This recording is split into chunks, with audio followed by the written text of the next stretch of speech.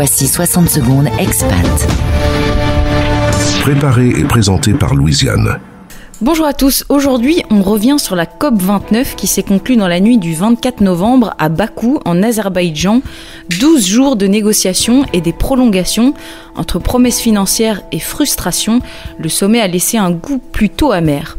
La principale annonce, les pays riches se sont engagés à tripler leur aide climatique aux pays en développement pour atteindre 300 milliards de dollars par an d'ici 2035, soit 3 fois plus que les 100 milliards fixés en 2009. Mais pour les pays en développement, ce n'est pas suffisant.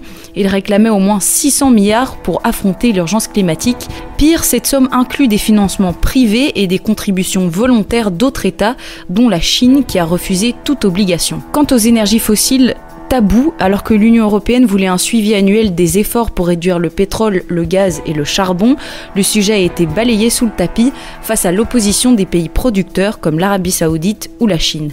Ce silence illustre un retour en arrière par rapport à la COP28.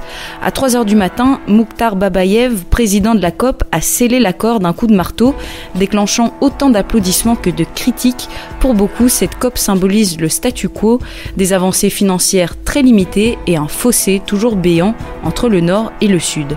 Rendez-vous en 2025 au Brésil pour espérer cette fois-ci un réel tournant. L'info des expats sur la première radio des Français dans le monde.